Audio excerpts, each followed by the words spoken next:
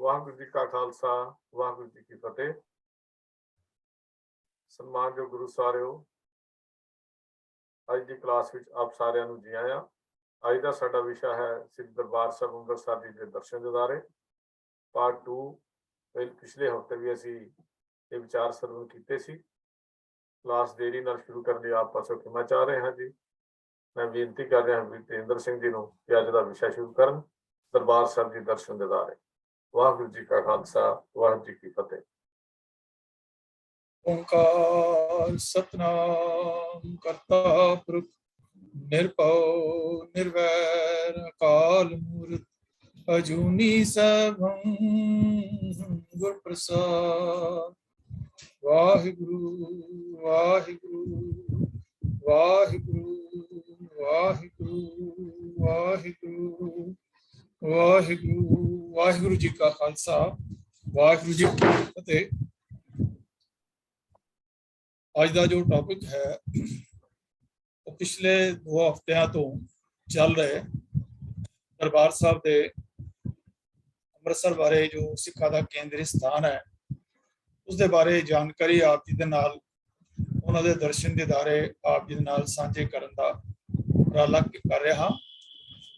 ਅੱਜ ਅਸੀਂ ਜੋ ਦਰਬਾਰ ਸਾਹਿਬ ਦਾ ਜੋ ਕੰਸਟਰਕਸ਼ਨ ਹੈ ਬਿਲਡਿੰਗ ਦੀ, ਉਹ ਕਿਵੇਂ ਸਾਨੂੰ ਨਜ਼ਰ ਆਉਂਦੀ ਹੈ, ਉਹ ਕਿਵੇਂ ਸਾਨੂੰ ਦੂਰੋਂ ਇੱਕ ਜਹਾਜ਼ ਵਾਂਗਣ ਪ੍ਰਤੀਤ ਹੁੰਦਾ ਹੈ, ਤਾਂ ਉਸ ਦੇ ਬਾਰੇ ਆਪ ਜੀ ਦੇ ਨਾਲ ਵਿਚਾਰ ਜਿਹੜੀ ਹੈ ਉਸ ਨੂੰ ਆਰੰਭ ਕਰਦੇ ਹਾਂ ਕਿ ਨਿਰਮਲ ਤੇ ਪਵਿੱਤਰ ਜਲ ਦੇ ਸਰੋਵਰ ਦੇ ਐਨ ਵਿਚਕਾਰ ਕਮਲ ਦੇ ਫੁੱਲ ਦੇ ਨਿਆਈ ਸਜਿਆ ਦਰਬਾਰ ਸਾਹਿਬ ਨੂੰ ਇਹ ਅਮਲੀ ਉਪਦੇਸ਼ ਦਿੰਦਾ ਹੈ ਕਿ ਅਸੀਂ ਵੀ ਇਸ ਸੰਸਾਰ ਵਿੱਚ ਇਵੇਂ ਹੀ ਰਹਿਣਾ ਹੈ ਜਿਵੇਂ ਕਮਲ ਦਾ ਫੁੱਲ ਰਹਿੰਦਾ ਹੈ। ਸੋ ਸੁੰਦਰਤਾ, ਸਹਿਜਤਾ, ਸ਼ਾਂਤ ਚਿੱਤਤਾ, ਉਜਵਲਤਾ, ਕੋਮਲਤਾ, ਪਵਿੱਤਰਤਾ, ਨਿਰਲੇਪਤਾ ਅਤੇ ਅਮਨ ਪਸੰਦੀ ਦਾ ਪ੍ਰਤੀਨਿਧ ਮੰਨਿਆ ਜਾਂਦਾ ਹੈ। ਉਹ ਜਲ ਵਿੱਚ ਉੱਭ ਕੇ ਵੀ ਉਸ ਤੋਂ ਅਭਿੱਜ ਰਹਿੰਦਾ ਹੈ, ਨਿਰਲੇਪ ਰਹਿੰਦਾ ਹੈ ਅਤੇ ਹਰ ਹਾਲਤ ਵਿੱਚ ਆਪਣੀ ਟਹਿਕ ਬਰਕਰਾਰ ਰੱਖਦਾ ਹੈ। ਦਰਬਾਰ ਸਾਹਿਬ ਵਿੱਚ ਨਾਮ ਦਾ ਪ੍ਰਵਾਹ ਚੱਲਦਾ ਰਹਿੰਦਾ ਹੈ।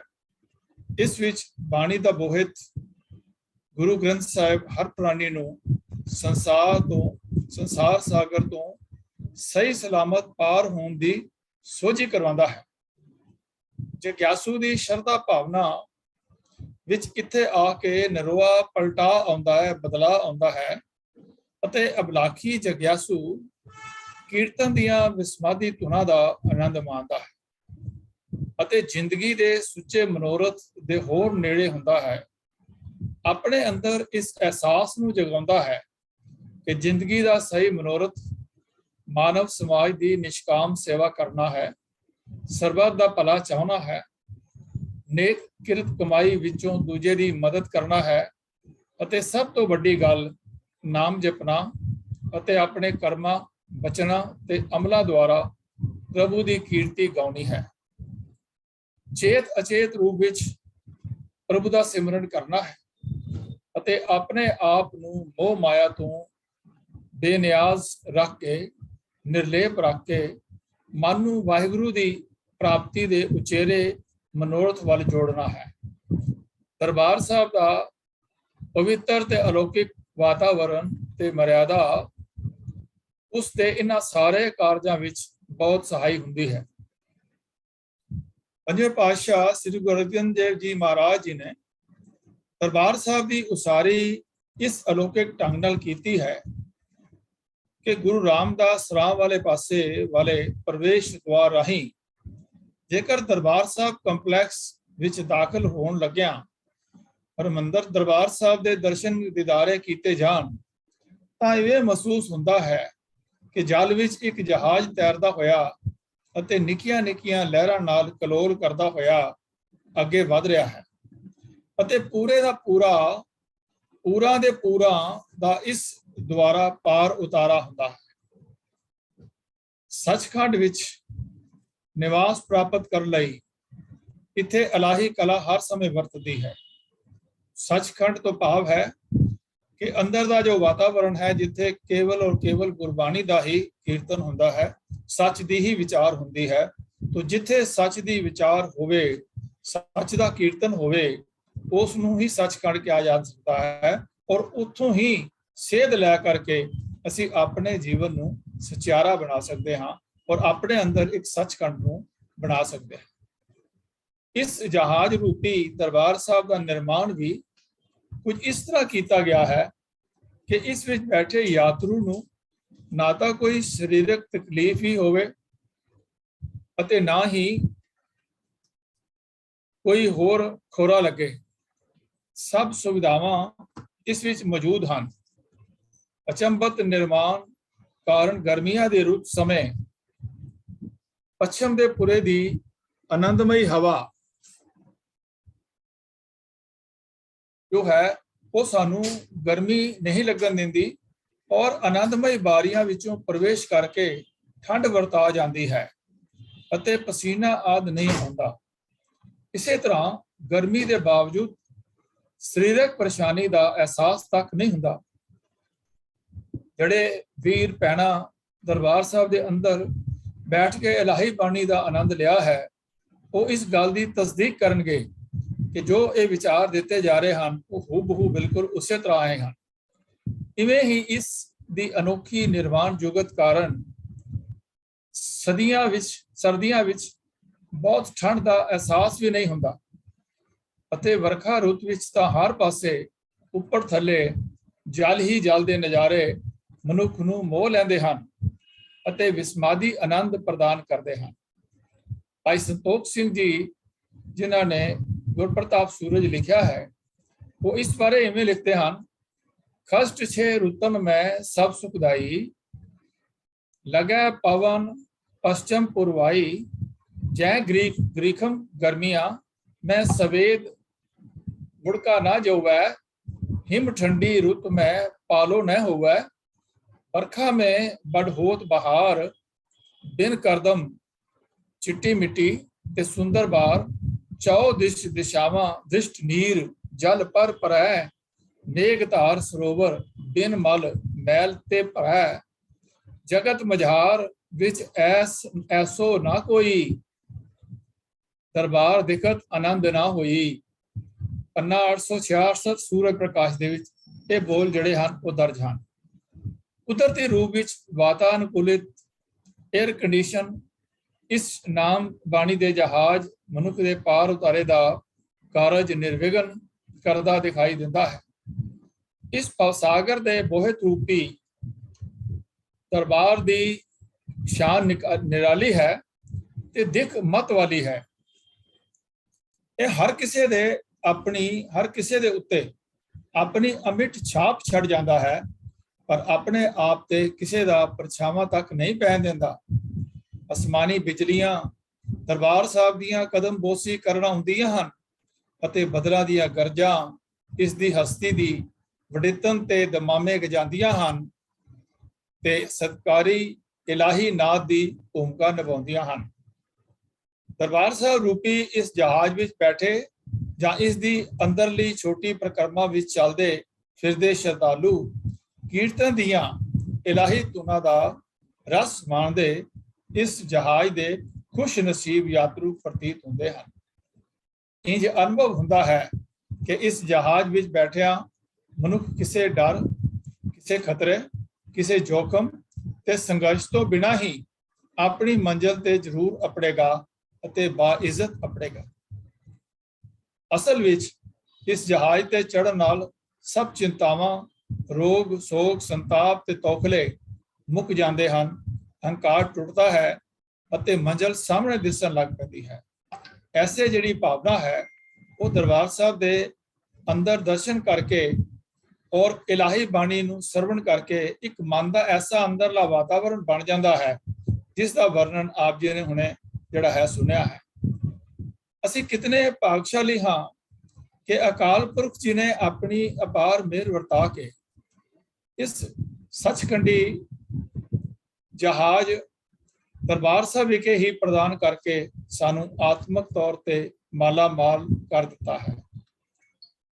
ਆਏ ਬਸੋ ਕਰ ਦੇਸ ਮੈਂ ਤੇ ਭਲੇ ਸੰਜੋਗ, ਨਾਨਕ ਪ੍ਰਭ ਸੁ ਪ੍ਰਸੰਨ ਭਏ ਲੈ ਗਏ ਵਿਯੋਗ, ਅੰਗ 807 ਸ੍ਰੀ ਗੁਰੂ ਗ੍ਰੰਥ ਸਾਹਿਬ ਵਿੱਚ ਐਸੇ ਹੀ ਵਿਚਾਰ ਜਿਹੜੇ ਹਨ ਉਹ ਅੰਕਿਤ ਹਨ। ਕਰਤਾ ਗੁਰਪ੍ਰਤਾਪ ਸੂਰਜ ਇਸ ਜਹਾਜ਼ ਰੂਪੀ ਦਰਬਾਰ ਸਾਹਿਬ ਦੀ ਅਲੌਕਿਕ ਸ਼ੋਭਾ ਵਿੱਚ ਕੁਝ ਇਵੇਂ ਲਿਖਦਾ ਹੈ। ਮਾਨ ਸਰੋਵਰ ਜਥਾ ਬਿਰਾਜਾ, ਹਰਮੰਦਰ ਵਿੱਚ ਬਣਿਆ ਜਹਾਜ਼ਾ। ਇੱਥੇ ਜੋ ਕਵੀ ਹੈ ਉਹ ਹਰਿਮੰਦਰ ਕਰਕੇ ਲਿਖ ਰਿਹਾ ਹੈ, ਲੇਕਿਨ ਅਸੀਂ ਇਸ ਨੂੰ ਦਰਬਾਰ ਸਾਹਿਬ ਹੀ ਮੰਨਣਾ ਹੈ। ਸ਼ਰਧਾ ਸਹਿਤ ਕਰੈ ਇਸ਼ਨਾਨ, ਪਾਪ ਮਿਟੇ ਪ੍ਰਾਪਤ ਕਲਿਆਣ। ਕਲਿਆਣ ਹੁੰਦਾ ਹੈ ਔਰ ਸਤਿਕਾਰ ਨਾਲ ਇਸ਼ਨਾਨ ਕਰਨ ਨਾਲ ਜਿਹੜੇ ਆਪਸ ਵਿੱਚ ਜਿਹੜੀ ਹਿੰਦੂ ਜਿਹੜੀ ਰੀਤੀਆਂ ਦੇ ਅੰਦਰ ਜਿਹੜਾ ਛੂਆ-ਛਾਤ ਸੀ, ਜਿਹੜਾ ਆਪਸ ਵਿੱਚ ਜਾਤਵਾਦ ਦਾ ਵੰਡ ਸੀ, ਉਹ ਇੱਥੇ ਜਿਹੜਾ ਹੈ ਢਹਿ ਢੇਰੀ ਹੁੰਦਾ ਪ੍ਰਤੀਤ ਹੁੰਦਾ ਹੈ ਜਦੋਂ ਹਰ ਕਿੱਤੇ ਦਾ ਬੰਦਾ, ਹਰ ਜਾਤ ਦਾ ਬੰਦਾ ਇਸ ਸਰੋਵਰ ਦੇ ਵਿੱਚ ਇਸ਼ਨਾਨ ਕਰਦਾ ਹੈ। ਉਸ ਨੂੰ ਇੱਕ ਆਤਮਿਕ ਜਿਹੜੀ ਹੈ ਪ੍ਰਸੰਨਤਾ ਪ੍ਰਾਪਤ ਹੁੰਦੀ ਹੈ ਕਿ ਸਭੇ ਸਾਂਝੀ ਵਾਰ ਸਦਾਇਨ, ਤੂੰ ਕਿਸੇ ਨਾ ਦਿਸੇ ਬਾਹਰਾ ਜਿਉ। ਆਖਰਕਾਰ ਇਸ ਜਹਾਜ਼ ਦਾ ਆਨੰਦ ਮਾਣਨ ਵਾਲਾ ਪ੍ਰਾਣੀ ਇਹ ਜਾਣ ਜਾਂਦਾ ਹੈ ਕਿ ਵਾਸਤਵ ਵਿੱਚ ਦਰਬਾਰ ਸਾਹਿਬ ਵਿੱਚ ਪ੍ਰਦਰਸ਼ਿਤ ਕੀਤੇ ਜਾਂਦੇ ਗੁਣਾਂ ਦਾ ਵਸੇਬਾ ਮਨੁੱਖੀ ਹਿਰਦੇ ਵਿੱਚ ਹੀ ਰੂਪਮਨ ਹੋ ਜਾਂਦਾ ਹੈ। ਦਰਬਾਰ ਸਾਹਿਬ ਦੀ ਫਿਲਾਸਫੀ ਨਾਲ ਜੁੜਨ ਸਦਕਾ ਜਿਉਂ-ਜਿਉਂ ਅਭਿਲਾਸ਼ੀ ਦੀ ਆਤਮਿਕ ਅਵਸਥਾ ਵਿੱਚ ਨਿਖਾਰ ਆਉਂਦਾ ਜਾਂਦਾ ਹੈ, ਤਿਉਂ-ਤਿਉਂ ਹੀ ਉਸਦੇ ਕਪਾਟ ਖੁੱਲਦੇ ਜਾਂਦੇ ਹਨ, ਤਾਂ ਫਿਰ ਉਸਦਾ ਰੋਮ-ਰੋਮ ਹੀ ਉਸ ਲਈ ਦਰਬਾਰ ਸਾਹਿਬ ਦੇ ਪ੍ਰਤਾਪ ਦਾ ਲਖਾਇਕ ਬਣ ਜਾਂਦਾ ਹੈ। ਕਿਉਂਕਿ ਅਕਾਲ ਪੁਰਖ ਦਾ ਇਸ ਸਰੀਰ ਵਿੱਚ ਵਾਸਾ ਹੈ ਤੇ ਇਵੇਂ ਪ੍ਰਭੂ ਪ੍ਰਾਪਤੀ ਦਾ ਕਰਮ ਸਰੀਰ ਰੂਪੀ ਦਰਬਾਰ ਸਾਹਿਬ ਦੇ ਅੰਦਰ ਵੀ ਚੱਲਣ ਲੱਗ ਪੈਂਦਾ ਹੈ। ਦਰਅਸਲ ਦਰਬਾਰ ਸਾਹਿਬ ਤਾਂ ਦਰਗਾਹ ਦਾ ਉਹ ਅਨਮੋਲ ਭੰਡਾਰ ਹੈ ਜਿਸ ਰਾਹੀਂ ਨਿਰੰਤਰ ਨਾਮ ਦੀ ਦਾਤ ਪ੍ਰਾਪਤ ਹੁੰਦੀ ਰਹਿੰਦੀ ਹੈ। ਇਤਨੀ ਉੱਤਮ ਅਵਸਥਾ ਔਰ ਉੱਚੀ ਅਵਸਥਾ ਤੱਕ ਪਹੁੰਚ ਕੇ ਪ੍ਰਭੂ ਪਿਆਰੇ ਨੂੰ ਹਰ ਪਾਸੇ ਵਾਹਿਗੁਰੂ ਦੇ ਜ਼ਹੂਰ ਦੇ ਸਾਖਸ਼ਾਤ ਦਰਸ਼ਨ ਹੋਣ ਲੱਗ ਜਾਂਦੇ ਹਨ। ਜੈ ਜੈ ਪੇਖੂ ਤੈ ਹਜੂਰ, ਦੂਰ ਕਤਹੂ ਨਾ ਜਾਈ, ਰਵ ਰਿਆ ਸਰਬਤਰ ਮੈਂ, ਮਨ ਸਦਾ ਧਿਆਈ। ਅੰਗ 677 ਸ੍ਰੀ ਗੁਰੂ ਗ੍ਰੰਥ ਸਾਹਿਬ। ਆਓ ਇੱਥੇ ਹੀ ਇਸ ਦਰਬਾਰ ਸਾਹਿਬ ਦੇ ਵਿੱਚ ਜੋ ਮਾਨਵਤਾ ਦਾ ਧੜਕਦਾ ਦਿਲ ਹੈ, ਇਸ ਦੇ ਉੱਪਰ ਵੀ ਅਸੀਂ ਵਿਚਾਰ ਕਰੀਏ। ਇਤਿਹਾਸਕਾਰ ਮਾਈਕਲ ਐਡਵਰਡਜ਼ ਦਰਬਾਰ ਸਾਹਿਬ ਦੇ ਦਰਸ਼ਨ ਕਰਕੇ ਇਸ ਵਿੱਚ ਪ੍ਰਚਲਿਤ ਮਰਿਆਦਾ ਨੂੰ ਦੇਖ ਕੇ ਖੁਸ਼ੀ ਨਾਲ ਭਰ ਗਿਆ। ਉਸ ਨੂੰ ਇਹ ਦੇਖ ਕੇ ਸੰਤੋਖ ਹੋਇਆ ਕਿ ਦੁਨੀਆ ਵਿੱਚ ਕਿਧਰੇ ਤਾਂ ਕੋਈ ਐਸਾ ਕੇਂਦਰ ਮੌਜੂਦ ਹੈ ਜਿੱਥੇ ਹਰ ਧਰਮ ਦੇ ਪ੍ਰਾਣੀ ਦੀ ਪਛਾਣ ਇਹੀ ਹੈ ਕਿ ਉਹ ਅਕਾਲ ਪੁਰਖ ਦੀ ਸੰਤਾਨ ਹੈ। ਅਵਲ ਅੱਲਾ ਨੂਰ ਉਪਾਇਆ ਕੁਦਰਤ ਕੇ ਸਭ ਬੰਦੇ, ਏਕ ਨੂਰ ਤੇ ਸਭ ਜਗ ਉਪਜਿਆ, ਕੌਣ ਭਲੇ ਕੋ ਮੰਦੇ। ਐਸਾ ਜਿਹੜਾ ਹੈ ਸਾਹਮਣੇ ਮੂਰਤੀਮਾਨ ਹੁੰਦਾ ਨਜ਼ਰ ਆਉਂਦਾ ਹੈ ਅਤੇ ਪੂਰੇ ਸਵੈਮਾਨ ਤੇ ਆਜ਼ਾਦੀ ਨਾਲ ਜੀਣ ਦਾ ਉਸ ਨੂੰ ਪੂਰਾ ਹੱਕ ਪ੍ਰਤੀਤ ਹੁੰਦਾ ਹੈ। ਉਹ ਆਪਣੀ ਦੌਲਤ ਜਾਂ ਜਾਤ ਪਾਤ ਕਾਰਨ ਦੂਜੇ ਨਾਲੋਂ ਉੱਚਾ ਸੁੱਚਾ ਜਾਂ ਨੀਵਾਂ ਨੀਚ ਨਹੀਂ ਹੈ। ਸਭ ਦੇ ਹਿਰਦਿਆਂ ਵਿੱਚ ਅਕਾਲ ਪੁਰਖ ਦਾ ਵਾਸਾ ਹੈ। ਇਸੇ ਲਈ ਕਿਸੇ ਦੇ ਦਿਲ ਨੂੰ ਦਿਖਾਉਣਾ ਅਕਾਲ ਪੁਰਖ ਨੂੰ ਸਤਾਉਣਾ ਹੈ। ਧਰਮ ਨੂੰ ਸੱਚੇ ਦਿਲੋਂ ਪਿਆਰ ਕਰਨ ਵਾਲਾ ਮਨੁੱਖ ਕਿਸੇ ਨੂੰ ਸਤਾਉਣ ਨਾਲੋਂ ਉਸ ਨੂੰ ਵਸਾਉਣ ਤੇ ਰਜਾਉਣ ਵਿੱਚ ਵਧੇਰੇ ਵਿਸ਼ਵਾਸ ਰੱਖਦਾ ਹੈ। तो इस पासे वाल जो सिख सिद्धांत है संगत और पंगत का वो बहुत बड़ा एक रोल अदा करता है। इस संदेश दरबार साहब विचों प्रसारित होके वातावरण ਨੂੰ ਪਵਿੱਤਰ ਕਰਦਾ ਹੋਇਆ ਪਲ ਪਲ ਤੇ ਸਾਨੂੰ ਇਨਸਾਨੀਅਤ ਪ੍ਰਤੀ ਸੁੱਚੇ ਵਿਹਾਰ ਦਾ ਦਰਸ ਸਿੱਖਿਆ ਜਿਹੜਾ ਹੈ ਉਹ ਦਿੰਦਾ ਹੈ। ਇਹ ਸਾਰੇ ਕੁਝ ਨੂੰ ਦੇਖ ਕੇ ਮਾਈਕਲ ਸਹਿਜ ਸੁਭਾਅ ਕਹਿ ਉੱਠਦਾ ਹੈ ਕਿ ਐ ਮੇਰੇ ਪਿਆਰੇ ਵੀਰੋ, ਦਰਬਾਰ ਸਾਹਿਬ ਨੂੰ ਨਾਦਾਨੀ ਵਿੱਚ ਆ ਕੇ ਕੇਵਲ ਇੱਕ ਸੋਹਣੀ ਜਿਹੀ ਇਮਾਰਤ ਜਾਂ ਅਜਾਇਬ ਘਰ ਹੀ ਨਾ ਸਮਝ ਲੈਣਾ। ਇਹ ਤਾਂ ਮਨੁੱਖੀ ਜੀਵਨ ਨੂੰ ਗਤੀ ਦੇਣ ਦੀ ਇੱਕ ਇਲਾਹੀ ਕਲਾ ਹੈ, ਉਤਸ਼ਾਹ ਬਖਸ਼ਣ ਦਾ ਕੇਂਦਰ ਹੈ, ਸੁਹਿਰਦਤਾ ਪ੍ਰਦਾਨ ਕਰਨ ਵਾਲਾ ਮਰਕਜ਼ ਹੈ। ਹਵਾਲਾ ਪੁਸਤਕ ਟੈਂਪਲਸ ਐਂਡ ਪੈਲੇਸਿਸ। ਇਸ ਗੱਲ ਵਿੱਚ ਵੀ ਕੋਈ ਅਤਕਥਨੀ ਨਹੀਂ ਕਿ ਇਹ ਰੱਬੀ ਨੂਰ ਨਾਲ ਪਰਿਪੂਰਨ ਅਸਥਾਨ, ਰੱਬ ਵਿੱਚ ਪੂਰਨ ਆਸਥਾ ਰੱਖਣ ਦਾ ਮੂਲ ਸਰੋਤ ਹੈ। ਮਨੁੱਖੀ ਮਨ ਨੂੰ ਪ੍ਰੇਮ ਵਸ ਕਰਨ ਦੀ ਜੁਗਤ ਹੈ। ਤਪਦੀ ਤੇ ਤੜਪਦੀ ਰੂਹ ਨੂੰ ਸਕੂਨ ਤੇ ਸ਼ਾਂਤੀ ਬਖਸ਼ਣ ਦਾ ਮਹਾਨ ਤੀਰਥ ਹੈ, ਰੂਹਾਨੀਅਤ, ਨੂਰਾਨੀਅਤ ਤੇ ਇਨਸਾਨੀਅਤ ਦਾ ਚਸ਼ਮਾ ਹੈ ਜੋ ਸੁਰਤੀ ਅਤੇ ਸਿਮਰਤੀ ਨੂੰ ਨਿਖਾਰਦਾ ਹੈ। ਇਹ ਤਾਂ ਈਮਾਨ ਤਾਜ਼ਾ ਕਰਨ ਦਾ ਕੇਂਦਰ ਹੈ ਜਿੱਥੋਂ ਰੂਹ ਨੂੰ ਇੱਕ ਅਜਬ ਹੁਲਾਰਾ ਮਿਲਦਾ ਹੈ। ਸਿੱਖ ਦੀ ਤਾਂ ਹਰ ਥਾਂ ਦੇ ਉੱਪਰ ਦਰਬਾਰ ਸਾਹਿਬ ਨਾਲ ਪ੍ਰਾਣਾਂ ਦੀ ਸਾਂਝ ਪੈ ਜਾਂਦੀ ਹੈ। ਉਸ ਦੀਆਂ ਆਸਾਂ ਤੇ ਸਵਾਸਾਂ ਇਸ ਨਾਲ ਬਚੀਆਂ ਪਈਆਂ ਹਨ। ਇਸੇ ਲਈ ਉਹ ਦੁਨੀਆ ਵਿੱਚ ਕਿਧਰੇ ਵੀ ਕਿਉਂ ਨਾ ਰਹਿ ਰਿਹਾ ਹੋਵੇ, ਭਾਵੇਂ ਦੇਸ਼ਾਂ ਵਿੱਚ ਤੇ ਭਾਵੇਂ ਵਿਦੇਸ਼ਾਂ ਵਿੱਚ, ਉਹਦੇ ਸਾਹਾਂ ਵਿੱਚ ਆਤਮਕ ਬਲ, ਦਿਮਾਗ ਵਿੱਚ ਕਲਾਤਮਕ ਬਲ ਅਤੇ ਸਰੀਰ ਵਿੱਚ ਕਰਮ ਆਤਮਕ ਬਲ ਹਰਮੰਦਰ ਸਾਹਿਬ ਦਰਬਾਰ ਸਾਹਿਬ ਦੇ ਉਸ ਦੀ ਵਿਚਾਰਧਾਰਾ ਤੋਂ ਹੀ ਪ੍ਰਾਪਤ ਤੇ ਸੁਦ੍ਰਿੜ ਹੁੰਦਾ ਹੈ।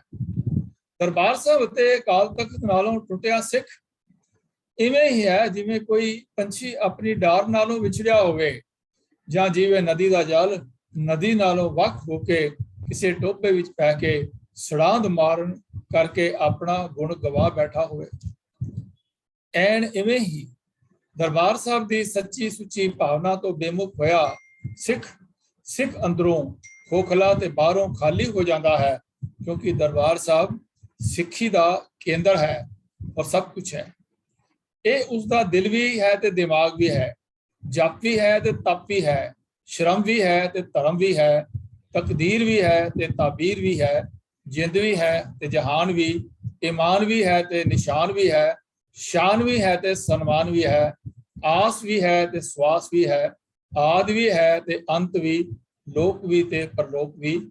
ਇਸ ਦੀ ਅਜਿਹੀ ਵੱਡਮੁੱਲੀ ਮਹਾਨਤਾ ਦਾ ਇੱਕ ਕਾਰਨ ਇਹ ਵੀ ਹੈ ਕਿ ਜਿਵੇਂ ਸੂਰਜ ਪ੍ਰਕਾਸ਼ ਵਿੱਚ ਲਿਖਿਆ ਹੈ, ਸ੍ਰੀ ਸਤਿਗੁਰੂ ਹਰਮੰਦਰ ਹੋਏ ਜਿਸ ਤੇ ਸੁਖ ਪ੍ਰਾਪਤ ਸਭ ਕੋਏ। ਹਵਾਲਾ ਸੂਰਜ ਪ੍ਰਕਾਸ਼ ਪੰਨਾ 1856।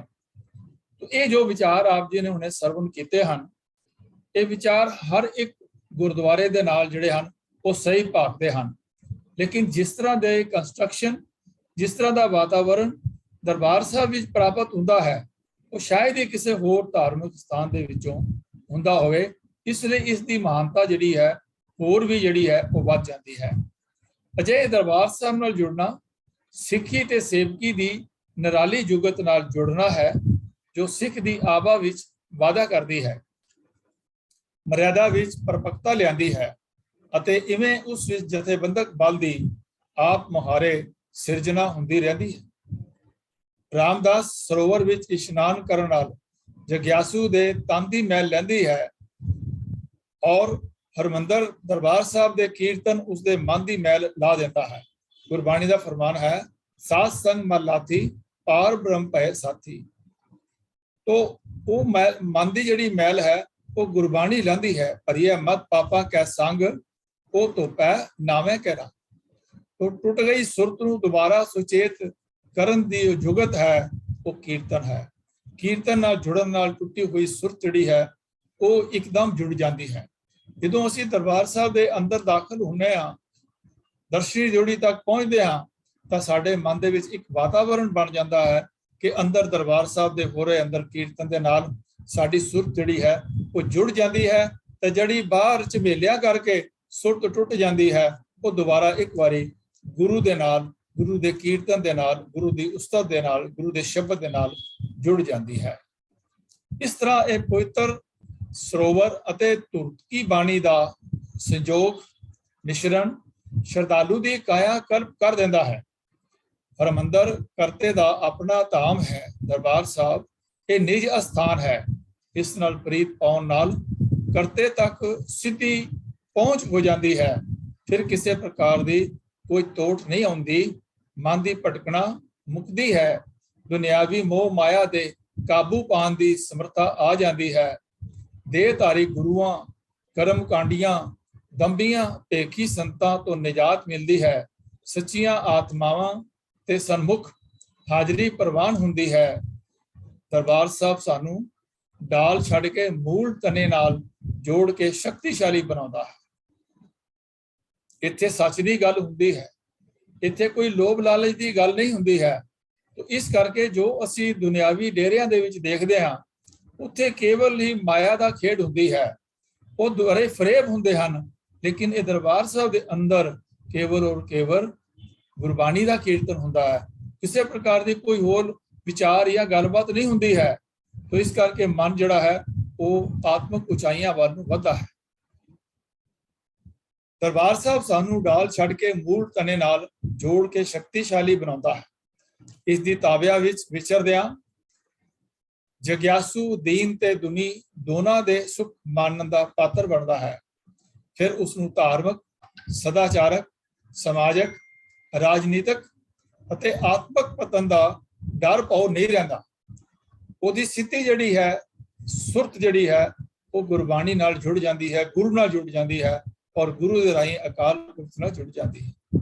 ਉਸ ਨੂੰ ਆਪਣੀ ਹਸਤੀ, ਆਪਣੀ ਹੋਂਦ ਬੜੀ ਸੁਰੱਖਿਅਤ ਦਿਸਦੀ ਹੈ, ਜਿਸ ਕਾਰਨ ਉਹ ਸਦਾ ਚੜ੍ਹਦੀ ਕਲਾ ਦਾ ਧਾਰਨੀ ਬਣ ਕੇ ਇੱਕ ਜੇਤੂ ਸੂਰਮੇ ਵਾਂਗ ਉੱਥੇ ਵਿਚਰਦਾ ਹੈ।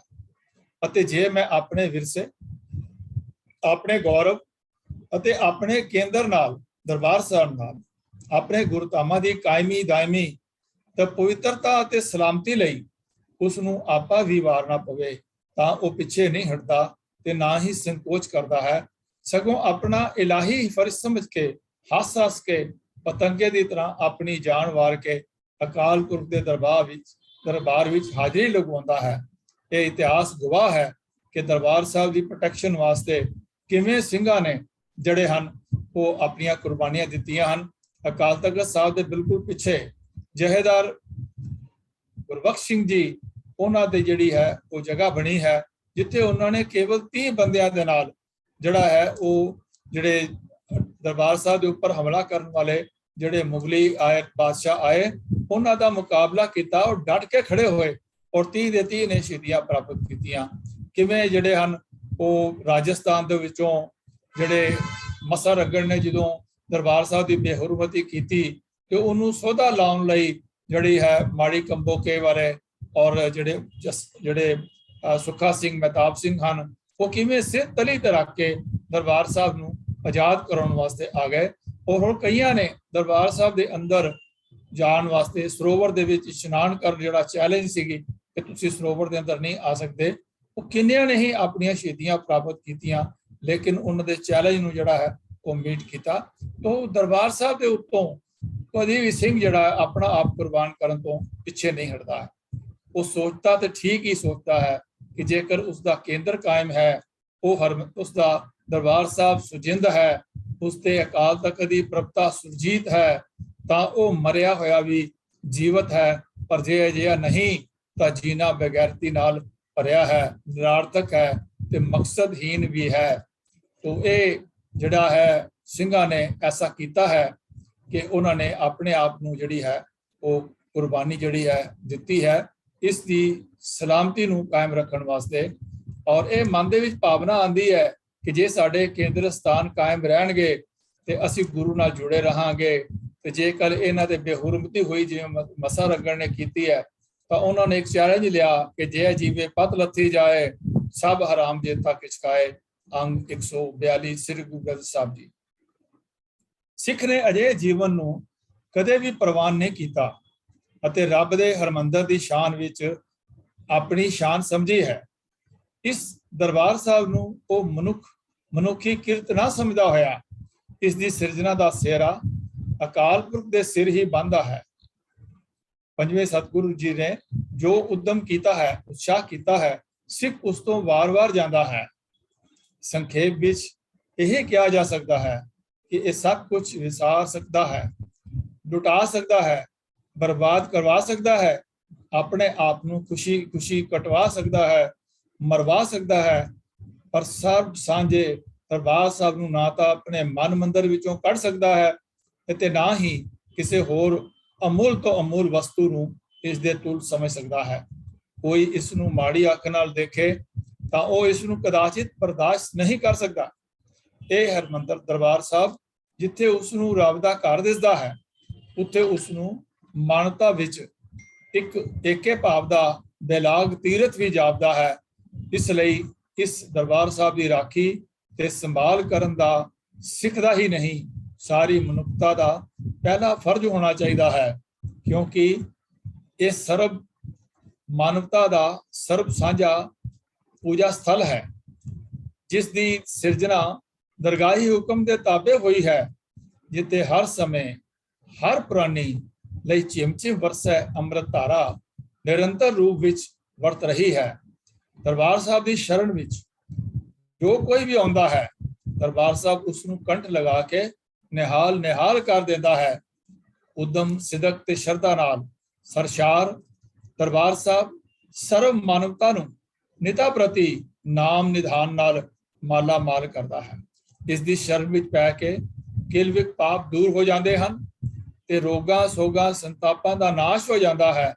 ਇਸ ਦੀ ਸ਼ਰਨ ਵਿੱਚ ਆ ਕੇ ਪਾਪੀ ਵੀ ਜਿਹੜੇ ਹਨ ਉਹ ਗਤੀ ਪਾ ਜਾਂਦੇ ਹਨ, ਉਹਨਾਂ ਦਾ ਵੀ ਉਧਾਰ ਹੁੰਦਾ ਹੈ। ਅਜਿਹੇ ਪੁਨੀਤ ਦਰਬਾਰ ਸਾਹਿਬ ਵਿੱਚ ਕਿਸੇ ਪ੍ਰਕਾਰ ਦੀ ਅਵਗਿਆ ਜਾਂ ਲਾਪਰਵਾਹੀ ਪ੍ਰਵਾਨ ਨਹੀਂ। ਮੈਂ ਤੇ ਇੱਕ ਬੇਨਤੀ ਕਰਾਂ ਕਿ ਜੋ ਆਪ ਜੀ ਨੇ ਉੱਪਰ ਉਦਗਾਰ ਸੁਨੇ ਹਨ, ਦਰਬਾਰ ਸਾਹਿਬ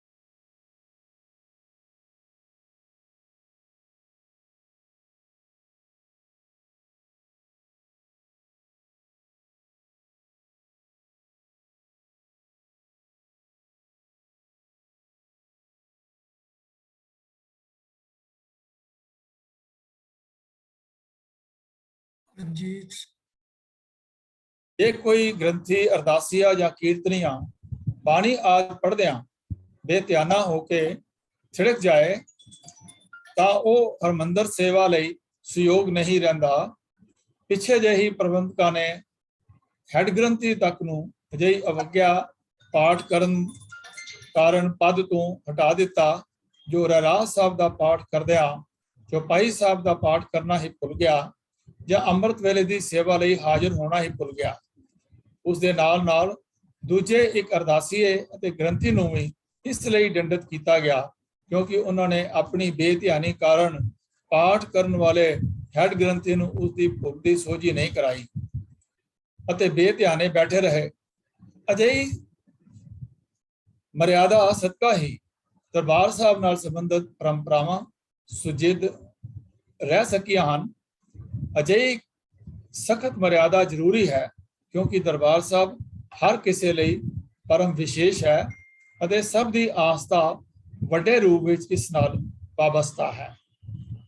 ਦਰਬਾਰ ਸਾਹਿਬ ਪ੍ਰਤੀ ਇੱਕ ਸ਼ਰਧਾਲੂ ਦੇ ਮਨ ਦੀ ਭਾਵਨਾ ਨਿਮਨ ਪੰਕਤੀਆਂ ਬਖੂਬੀ ਪ੍ਰਗਟ ਕਰਦੀਆਂ ਹਨ। ਗੋਦ ਤੇਰੇ ਵਿੱਚ ਸਮਾਈ ਜੇ ਮਿਲੇ, ਹੋਰ ਕੀ ਲੈਣਾ ਫਿਰ ਸੰਸਾਰ ਤੋਂ। ਗੋਦ ਤੇਰੀ ਵਿੱਚ ਸਮਾਈ ਜੇ ਮਿਲੇ ਤਾਂ ਹੋਰ ਕੀ ਲੈਣਾ ਫਿਰ ਸੰਸਾਰ ਤੋਂ। ਜੋ ਵੀ ਚਾਹੋ ਪਾਓ ਰਜ ਰਜ ਝੋਲੀਆਂ, ਹਰਮੰਦਰ ਦਰਬਾਰ ਸਾਹਿਬ ਨਾਮੀ ਸੋਹਣੇ ਇਸ ਦਰਬਾਰ ਤੋਂ। ਮਾਨਵਤਾ ਦਾ ਇਹ ਪਵਿੱਤਰ ਧਾਮ ਹੈ, ਬਖਸ਼ਿਸ਼ਾਂ ਮਿਲੀਆਂ ਸਾਨੂੰ ਕਰਤਾਰ ਤੋਂ। ਸਭ ਨੂੰ ਆਪਣੇ ਪਿਆਰ ਕਲਾਵੇ ਵਿੱਚ ਲਵੇ, ਸਦਕੇ ਜਾਈਏ ਇਹਦੇ ਪਰਉਪਕਾਰ ਤੋਂ। ਵਾਰੇ ਜਾਈਏ ਇਸ ਦੇ ਸ਼ੁਭ ਦੀਦਾਰ ਤੋਂ, ਦਰਬਾਰ ਸਾਹਿਬ ਨਾਮੀ ਸੋਹਣੇ ਇਸ ਦਰਬਾਰ ਤੋਂ। तो आओ दरबार साहब के अंदर जो कीर्तन चलते हैं उस बारे भी थोड़ा जा आप विचार करिए। जो समा रहा है उस विच आज तो लगभग 450 साल पहले या इस तो ज्यादा भी, जिस वक्त दरबार साहब की सिरजना हुई उस समय आवाज नूं ऊंचा करने लई लाउड स्पीकर आदि नहीं हुंदे सन। मनुख अपनी गल नूं दूजियां तक पहुंचाउण लई अपने गले दे जोर ते ही निर्भर करता सी। गुरु अर्जन साहब जी ने 500 फुट लंबे ਅਤੇ 490 ਫੁੱਟ ਚੌੜੇ ਸਰੋਵਰ ਦੇ ਐਨ ਵਿਚਕਾਰ ਦਰਬਾਰ ਸਾਹਿਬ ਦੀ ਸਾਜਨਾ ਕੀਤੀ ਤਾਂ ਉਹਨਾਂ ਨੇ ਜਿੱਥੇ ਇਸ ਅਦਭੁਤ ਅਸਥਾਨ ਦੇ ਕਈ ਹੋਰ ਪਹਿਲੂਆਂ ਵੱਲ ਵਿਸ਼ੇਸ਼ ਧਿਆਨ ਦਿੱਤਾ, ਉੱਥੇ ਇਸ ਗੱਲ ਨੂੰ ਵੀ ਧਿਆਨ ਗੋਚਰੇ ਰੱਖਿਆ ਕਿ ਦਰਬਾਰ ਸਾਹਿਬ ਦੇ ਅੰਦਰ ਅਤੇ ਬਾਹਰ ਲੱਗਦੀ ਪ੍ਰਕਰਮਾਂ ਵਿੱਚ ਬੈਠੀ ਸੰਗਤ ਤੋਂ ਇਲਾਵਾ ਜੇ ਹੋ ਸਕੇ ਤਾਂ ਸਰੋਵਰ ਦੇ ਕੰਢਿਆਂ ਤੇ ਬੈਠੇ ਸ਼ਰਧਾਲੂਆਂ ਨੂੰ ਵੀ ਕੀਰਤਨ ਦੀ ਆਵਾਜ਼ ਪਹੁੰਚ ਸਕੇ। ਕਿਉਂਕਿ ਕੀਰਤਨ ਰੂਪ ਵਿੱਚ ਗਾਈ ਜਾਣ ਵਾਲੀ ਬਾਣੀ ਨੇ ਹੀ ਸਭਾ ਦੇ ਮਨ ਦੀ ਮੈਲ ਉਤਾਰਨੀ ਹੈ ਅਤੇ ਆਤਮਾ ਨੂੰ ਨਿਰਮਲ ਕਰਨਾ ਹੈ।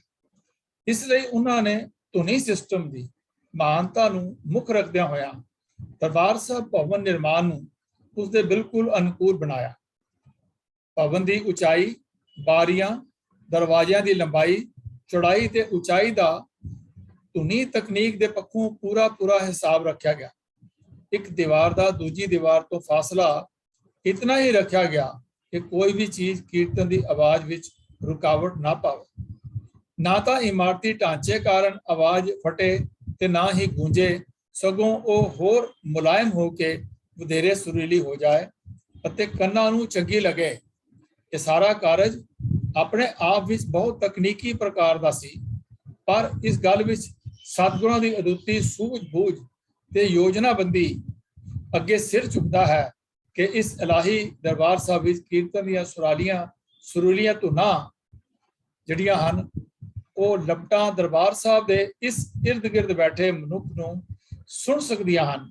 ਸਰੋਤਿਆਂ ਨੂੰ ਇਹ ਮਹਿਸੂਸ ਹੁੰਦਾ ਸੀ ਕਿ ਇਲਾਹੀ ਬਾਣੀ ਦੇ ਮਨੋਹਰ ਕੀਰਤਨ ਦੀਆਂ ਧੁਨਾਂ ਆਕਾਸ਼ੋਂ ਉਤਰ ਕੇ ਵਾਤਾਵਰਨ ਨੂੰ ਰੱਬੀ ਪਿਆਰ ਨਾਲ ਜਿਹੜੀਆਂ ਹਨ ਉਹ ਭਰ ਰਹੀਆਂ ਹਨ। ਗੁਰੂ ਅਰਜਨ ਦੇਵ ਮਹਾਰਾਜ ਜੀ ਖੁਦ ਵੀ ਕੀਰਤਨ ਕਰਕੇ ਇਲਾਹੀ ਰੰਗ ਬੰਨ੍ਹ ਦਿੰਦੇ ਸਨ।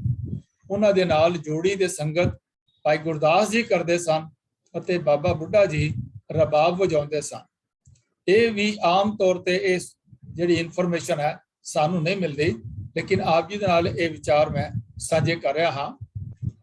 ਕਿਤਨੀਆਂ ਸੁਭਾਗੀ ਘੜੀਆਂ ਹੋਣਗੀਆਂ ਉਹ ਅਤੇ ਕਿਤਨੇ ਭਾਗਾਂ ਵਾਲੇ ਹੋਣਗੇ ਉਹ ਮਾਈ ਭਾਈ ਜੋ ਸੰਗਤ ਰੂਪ ਵਿੱਚ ਇਹਨਾਂ ਦੇ ਗੁਰੂ ਅਰਜਨ ਦੇਵ ਮਹਾਰਾਜ ਦੇ ਮੁਖਾਰ ਬਿੰਦ ਤੋਂ ਇਲਾਹੀ ਬਾਣੀ ਦਾ ਕੀਰਤਨ ਸਰਵਣ ਕਰਦੇ ਹੋਣਗੇ।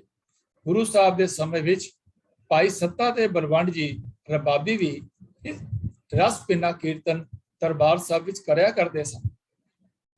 ਕੀ ਇਹ ਆਪਣੇ ਆਪ ਵਿੱਚ ਅਲੌਕਿਕ ਗੱਲ ਨਹੀਂ ਕਿ ਗੁਰੂ ਅਰਜਨ ਦੇਵ ਮਹਾਰਾਜ ਜੀ ਦੇ ਜੀਵਨ ਕਾਲ ਵਿੱਚ 7 ਕੀਰਤਨੀ ਜਥਿਆਂ ਵਿੱਚੋਂ 6 ਮੁਸਲਮਾਨ ਰਬਾਬੀ ਜਥੇ ਹਰਮੰਦਰ ਸਾਹਿਬ ਦਰਬਾਰ ਸਾਹਿਬ ਵਿੱਚ ਕੀਰਤਨ ਦੀ ਸੇਵਾ ਨਿਭਾਉਂਦੇ ਸਨ। ਗੁਰੂ ਹਰਗੋਬਿੰਦ ਸਾਹਿਬ ਦੇ ਗੁਰਗੱਦੀ ਕਾਲ ਵਿੱਚ ਦਰਬਾਰ ਸਾਹਿਬ ਤੋਂ ਰਬਾਬੀਆਂ ਵੱਲੋਂ ਗੁਰਬਾਣੀ ਗਾਈ ਜਾਂਦੀ ਤੇ ਅਕਾਲ ਤਖਤ ਤੇ ਢਾਡੀਆਂ ਵੱਲੋਂ ਵੀਰ ਰਸੀ ਵਾਰਾਂ ਗਾਈਆਂ ਜਾਂਦੀਆਂ। ਇਵੇਂ ਸੰਗਤ ਨੂੰ ਭਗਤੀ ਤੇ ਸ਼ਕਤੀ ਦੋਹਾਂ ਰੂਪਾਂ ਦਾ ਆਨੰਦ ਮਿਲਣ ਲੱਗ ਪਿਆ। ਸਨ 1900 ਦੇ ਆਸ-ਪਾਸ 15 ਕੀਰਤਨੀ ਜਥੇ ਦਰਬਾਰ ਸਾਹਿਬ ਵਿੱਚ ਕੀਰਤਨ ਦੀ ਸੇਵਾ ਨਿਭਾਉਂਦੇ ਹੁੰਦੇ ਸਨ। ਇਹਨਾਂ ਜਥਿਆਂ ਵਿੱਚੋਂ 8 ਜਥੇ ਸਿੱਖ ਕੀਰਤਨੀਏ ਸਨ ਜੋ ਅੰਮ੍ਰਿਤ ਵੇਲੇ ਤੋਂ ਲੈ ਕੇ ਦੁਪਹਿਰ ਤੱਕ ਕੀਰਤਨ ਕਰਦੇ ਸਨ ਅਤੇ 7 ਜਥੇ ਮੁਸਲਮਾਨ ਰਬਾਬੀਆਂ ਦੇ ਸਨ ਜੋ ਦੁਪਹਿਰ ਤੋਂ ਲੈ ਕੇ ਦੀਵਾਨ ਦੀ ਸਮਾਪਤੀ ਤੱਕ ਇਲਾਹੀ ਬਾਣੀ ਦੇ ਕੀਰਤਨ ਦੀ ਸੇਵਾ ਵਿੱਚ ਲੱਗੇ ਰਹਿੰਦੇ ਸਨ। ਮੌਜੂਦਾ ਜਿਹੜੀ ਗਿਣਤੀ ਹੈ ਕੀਰਤਨੀਆਂ ਦੀ ਉਹ ਟੋਟਲ 19 ਹੈ ਤੇ ਉਹਨਾਂ ਵਿੱਚੋਂ ਬਿਲਕੁਲ 8 ਜਿਹੜੇ ਜਥੇ ਹਨ ਉਹ ਸਾਰਾ ਦਿਨ ਜਿਹੜੇ ਹਨ ਉਹ ਕੀਰਤਨ ਜਿਹੜੇ ਹਨ ਕਰਦੇ ਹਨ।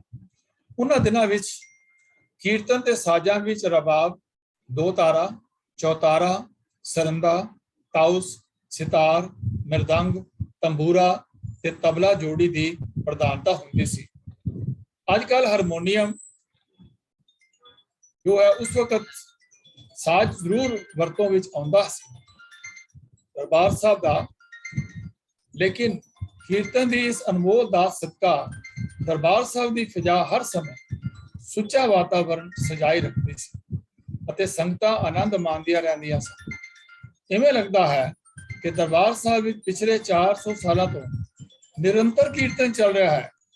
ਇਸ ਤੋਂ ਵੀ ਜ਼ਿਆਦਾ ਸਮੇਂ ਤੋਂ ਕਹਿੰਦੇ ਹਨ ਜਦ ਭਾਈ ਮੁਨਸ਼ਾ ਸਿੰਘ ਜੀ ਕੀਰਤਨ ਕਰਦੇ ਸਨ ਤਾਂ ਮਹਾਰਾਜਾ ਰਣਜੀਤ ਸਿੰਘ ਦੇ ਨੇਤਰ ਗੁਰੂ ਦੇ ਸਤਕਾਰ ਵਿੱਚ ਨਮ ਹੋ ਜਾਂਦੇ ਸਨ। ਇਵੇਂ ਹੀ ਜਦ ਭਾਈ ਦੇਸਾ ਸਿੰਘ ਜੀ, ਭਾਈ ਗਰਜਾ ਸਿੰਘ ਜੀ, ਭਾਈ ਬੂੜਾ ਜੀ ਕੀਰਤਨ ਕਰਦੇ ਸਨ ਤਾਂ ਇਵੇਂ ਲੱਗਦਾ ਕਿ ਕੀਰਤਨ ਦੀਆਂ ਆਵਾਜ਼ਾਂ ਨਾਲ ਸਰੋਵਰ ਜਿਹੜਾ ਹੈ ਉਹ ਵੀ ਜਿਹੜਾ ਹੈ ਸਰਬਰਾਹ ਹੋ ਰਿਹਾ ਹੈ। ਉਥੋਂ ਨਿੱਕੀਆਂ ਲਹਿਰਾਂ ਵੀ ਜਿਹੜੀਆਂ ਹਨ ਉਹ ਕਲੋਲ ਕਰਨ ਲੱਗ ਪਈਆਂ ਹਨ। ਵਾਤਾਵਰਨ ਦੀ ਮਧੁਰ ਪਰ ਪੁਰਜੋਸ਼ ਗਾਇਨ ਨਾਲ ਮੁਅੱਤਰ ਹੋਇਆ ਰਹਿੰਦਾ ਹੈ। ਸੰਗਤਾਂ ਜਿੱਥੇ ਵੀ ਬੈਠ ਜਾਂਦੀਆਂ ਰਸ ਪੀਨਾ ਕੀਰਤਨ ਉਹਨਾਂ ਦੇ ਕੰਨਾਂ ਵਿੱਚ ਅੰਮ੍ਰਿਤ ਘੋਲਦਾ ਰਹਿੰਦਾ। ਇਹੀ ਹਾਲ ਹੋਰ ਕੀਰਤਨੀਆਂ ਦਾ ਵੀ ਸੀ। ਉਹ ਕੀਰਤਨ ਕਰਨ ਨੂੰ ਆਪਣੇ ਇਸ਼ਟ ਨਾਲ ਸੁਰਮਈ ਗੱਲਾਂ ਕਰਨ ਦਾ ਸਮਾਨ ਸਮਝਦੇ ਹਨ। ਉਹਨਾਂ ਦੇ ਮਨਾਂ ਵਿੱਚ ਮਾਇਆ ਦਾ ਲਾਲਚ ਉੱਕਾ ਹੀ ਨਹੀਂ ਸੀ ਹੁੰਦਾ। ਭਾਈ ਸੱਤੇ ਬਲਵੰਡ ਦੀ ਲਾਲਚ ਦੀ ਘਟਨਾ ਸਭ ਕੀਰਤੀਆਂ ਨੂੰ ਪਰਮਾਤਮਾ ਦੇ ਸਿਦਕ ਤੇ ਗੁਰਬਾਣੀ ਦੇ ਸਤਕਾਰ ਵਿੱਚ ਹਮੇਸ਼ਾ ਬੰਨੀ ਰੱਖਦੀ ਹੈ। ਦਰਬਾਰ ਸਾਹਿਬ ਦੇ ਕੀਰਤਨੀਏ ਵੱਡੇ ਵੱਡੇ ਸਰਦਾਰਾਂ ਦੀਆਂ ਹਵੇਲੀਆਂ ਵਿੱਚ ਕੀਰਤਨ ਕਰਨ ਦੀਆਂ ਪੇਸ਼ਕਸ਼ਾਂ ਨੂੰ ਇਹ ਕਹਿ ਕੇ ਠੁਕਰਾ ਦਿੰਦੇ ਹਨ ਸਨ ਕਿ ਉਹ ਤਾਂ ਦਰਬਾਰ ਸਾਹਿਬ ਵਿੱਚ ਹੀ ਆਪਣਾ ਗਲਾ ਖੋਲਣਗੇ। ਉਹਨਾਂ ਦੀ ਆਵਾਜ਼ ਇਸ ਸਥਾਨ ਵਿੱਚ ਪ੍ਰਭੂ ਜਸ ਕਾਰਨ ਗਾਇਨ ਕਰਨ ਲਈ ਹੀ ਜਿਹੜੀ ਹੈ ਉਹ ਬਹਿ ਹੋਈ ਪਈ ਹੈ, ਮੌਡਗੇਡ ਹੈ। ਇਹ ਆਵਾਜ਼ ਬਾਹਰ ਨਹੀਂ ਨਿਕਲੇਗੀ ਕਿਸੇ ਹੋਰ ਜਗ੍ਹਾ ਤੇ ਕੀਰਤਨ ਕਰਨ ਵਾਸਤੇ, ਕਿਸੇ ਅਮੀਰ ਦੀ, ਸਰਦਾਰਾਂ ਦੀ ਜਾਂ ਰਾਜਿਆਂ ਦੀ ਹਵੇਲੀ ਵਿੱਚ। ਇੱਕ ਦਿਨ ਸੰਗਤਾਂ ਨੇ ਮਹਾਰਾਜ ਜੀ ਨੂੰ ਸਹਿਜ ਸੁਭਾਏ ਇਹ ਆਖਿਆ, ਮਹਾਰਾਜ ਰਣਜੀਤ ਸਿੰਘ ਨੂੰ, ਕਿ ਮਨਸ਼ਾ ਸਿੰਘ ਵਰਗਾ ਰਾਗੀ ਹੋਣਾ ਬੜੀ ਮਹਾਨ ਗੱਲ ਹੈ ਅਤੇ ਉਸ ਉੱਤੇ ਗਰੀਬੀ ਦਾ ਬਹੁਤ ਬੋਝ ਹੈ, ਜਿਸ ਕਾਰਨ ਉਹ ਸਖਤ ਮੰਦਹਾਲੀ ਵੀ ਜੀਵਨ ਬਤੀਤ ਕਰ ਰਿਹਾ ਹੈ।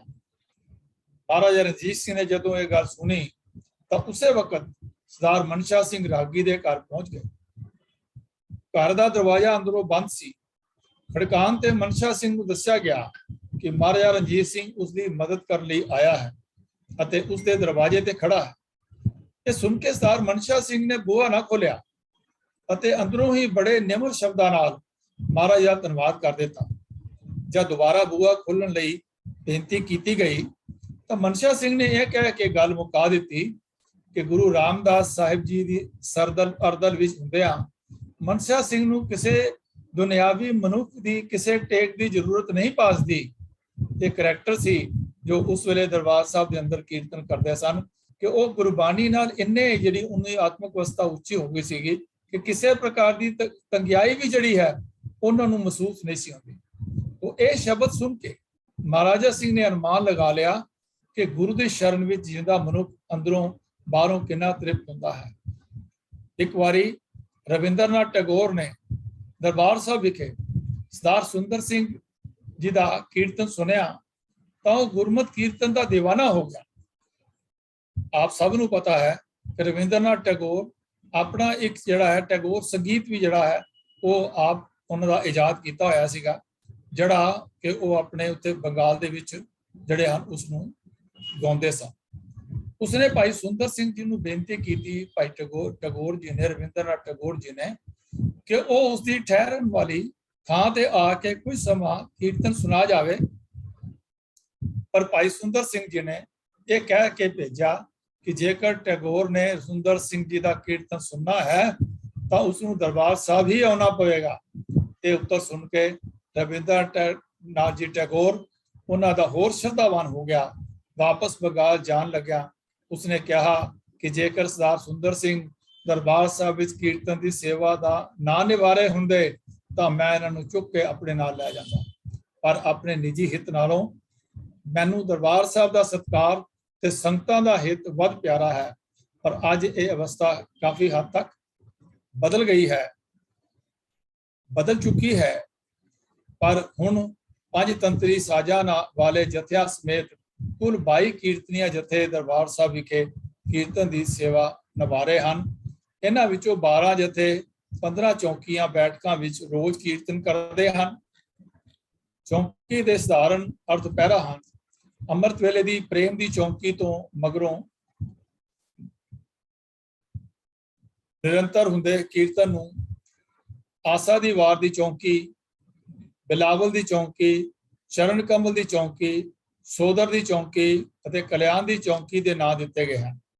ਅੱਜ ਕੱਲ੍ਹ ਸਰਦੀਆਂ ਵਿੱਚ ਰੋਜ਼ 19 ਘੰਟੇ ਅਤੇ ਗਰਮੀਆਂ ਵਿੱਚ 21 ਘੰਟੇ ਨਿਰੰਤਰ ਕੀਰਤਨ ਹੁੰਦਾ ਹੈ।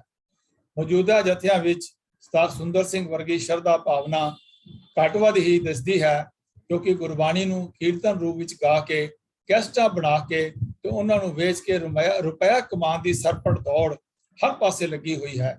ਮੋਟੀਆਂ ਰਕਮਾਂ ਦੇ ਕੇ ਹੁਣ ਤਾਂ ਜਿਸ ਤੋਂ ਚਾਹੋ ਜਿੱਥੇ ਚਾਹੋ ਕੀਰਤਨ ਕਰਵਾ ਲਓ। ਕੀਰਤਨੀ ਸਿੰਘਾਂ ਦੇ ਇਸ਼ਤਿਹਾਰ ਤੇ ਵਿਗਿਆਪਨ ਅਖਬਾਰਾਂ, ਟੀਵੀ ਤੇ ਰੇਡੀਓ ਤੇ ਉਵੇਂ ਹੀ ਆਮ ਦੇਖੇ ਸੁਣਨੇ ਜਾਂਦੇ ਹਨ ਜਿਵੇਂ ਗਵਈਆਂ ਦੇ ਇਸ਼ਤਿਹਾਰ ਛਪਦੇ ਹਨ। ਸ਼ਰਧਾਵਾਨ ਰਾਗੀਆਂ ਦੀ ਕਾਫੀ ਘਾਟ ਹਰ ਕਿਸੇ ਨੂੰ ਮਹਿਸੂਸ ਹੋ ਰਹੀ ਹੈ। ਇਸ ਵਪਾਰੀਕਰਨ ਦੇ ਪ੍ਰਭਾਵ ਵਿੱਚ ਆਏ ਹਜੂਰੀ ਕੀਰਤਨੀਏ ਦਰਬਾਰ ਸਾਹਿਬ ਵਿੱਚ ਕੀਰਤਨ ਕਰਨ ਦੀ ਆਪਣੀ ਵਾਰੀ ਵੀ ਭੁੱਲਣ ਲੱਗ ਪਏ ਹਨ। ਅਜਿਹਾ ਇੱਕ ਅਫਸੋਸਨਾਕ ਕਾਰਾ ਅਗਸਤ 2012 ਵਿੱਚ ਹੋਇਆ, ਜਦ ਕੀਰਤਨੀਏ ਸਿੰਘ ਦਰਬਾਰ ਸਾਹਿਬ ਕੀਰਤਨ ਕਰਨ ਹੀ ਨਾ ਆਏ ਅਤੇ ਅੱਧਾ ਘੰਟਾ ਕੀਰਤਨ ਨਾ ਹੋ ਸਕਿਆ ਅਤੇ ਇਵੇਂ ਮਰਿਆਦਾ ਵੀ ਖੰਡਿਤ ਹੋ ਗਈ। ਇਹ ਸਖਤ ਅਨੁਚਿਤ ਰੁਚੀ ਹੈ। ਇਸ ਸਿਲਸਿਲੇ ਵਿੱਚ ਉਸ ਪ੍ਰਾਤਨ ਭਾਵਨਾ ਨੂੰ ਰਾਗੀ ਸਿੰਘਾਂ ਵਿੱਚ ਬੇਦਾਰ ਕਰਨਾ ਇੰਨਾ ਹੀ ਉਚਿਤ ਹੈ। ਤੋ ਇਸ ਤੋਂ ਅੱਗੋਂ ਜਿਹੜੇ ਵਿਚਾਰ ਹਨ ਉਹ ਅਗਲੀ ਵਾਰੀ ਆਪ ਜੀ ਦੇ ਨਾਲ ਸਾਂਝੇ ਕਰਾਂਗਾ। ਤੋ ਅੱਜ ਦੀ ਵਿਚਾਰ ਇੱਥੇ ਆਪ ਪ੍ਰਵਾਨ ਕਰੋ। ਵਿਚਾਰ ਕਰਦਿਆਂ ਹੋਈਆਂ ਅਨੇਕਾਂ ਭੁੱਲਾਂ ਦੇ ਆਪਸ ਵਿੱਚ ਖਿਮਾ ਮੰਗਦਾ ਹੋਇਆ ਫਤਿਹ ਬੁਲਾਉਂਦਾ ਜੀ। ਵਾਹਿਗੁਰੂ ਜੀ ਕਾ ਖਾਲਸਾ, ਵਾਹਿਗੁਰੂ ਜੀ ਕੀ ਫਤਿਹ।